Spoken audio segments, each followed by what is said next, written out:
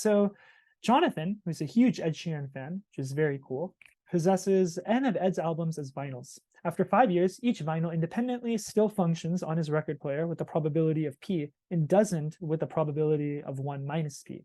What is the probability that at least N minus 1 of Jonathan's Ed Sheeran vinyls are working after 5 years?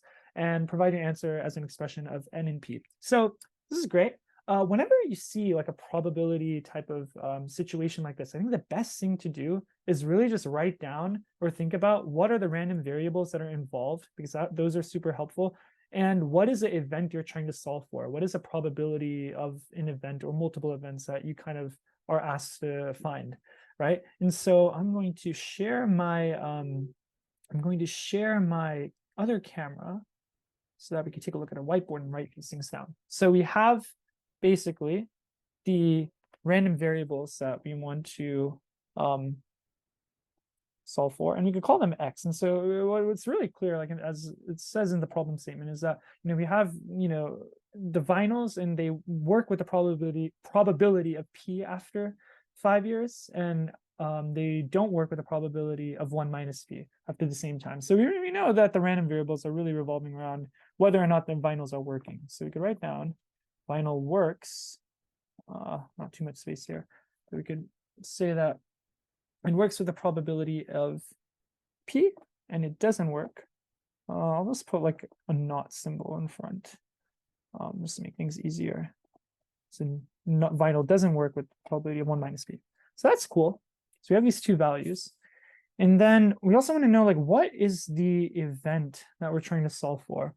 And basically, we could take a look at our problem statement again. And we want to know when do at least, or like, what is the probability that at least N minus 1 vinyls like are working, right? And so that is cool. So we have our random variables and our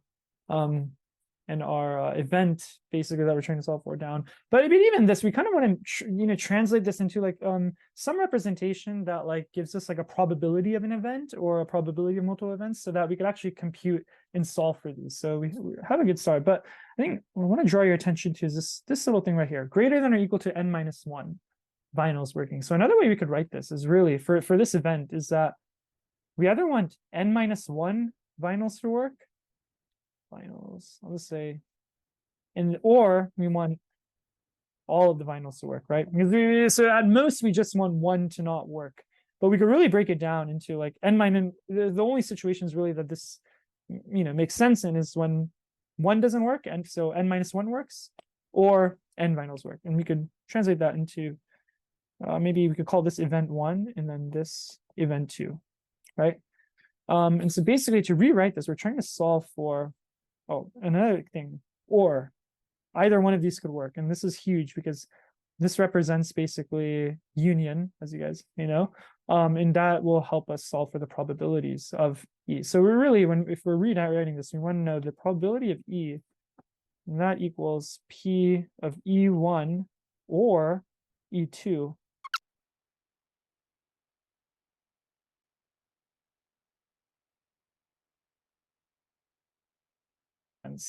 and basically we could simplify this just from our laws as P E1 plus probability of E2 minus P of E1 my camera and E2. Sorry, I'm running out of space here a little bit. But we know this last term right here, this basically cancels out because you can't have N minus 1 working and N working at the same time. So we know that's going to be 0. So really we just want to know the sum of these two probabilities. Now, E1, we could solve using the binomial distribution. So N minus 1 working, and we know that the probability from last time that it works is P. So probability of N minus 1 working is going to be P N minus 1. But also N minus 1 working also means that there's 1 that's not working. So we have to multiply that by 1 minus P. If you remember, that was the probability of a vinyl not working. But one thing about this is we also have to take into account that we don't really care about whether or not or which vinyl is the one that is not working. And so there are N different possibilities that could happen. And so to write it out formally, we have to multiply by the binomial coefficient of n choose 1, which basically means that that's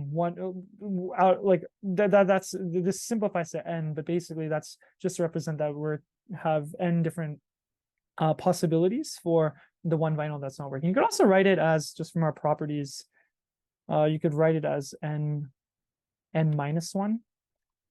These two are equivalent from our properties. So that's the probability of event 1. And then the probability of event 2, that's a little bit easier. It's basically n working. And we know that the probability of vinyl working is going to be p after 5 years, right?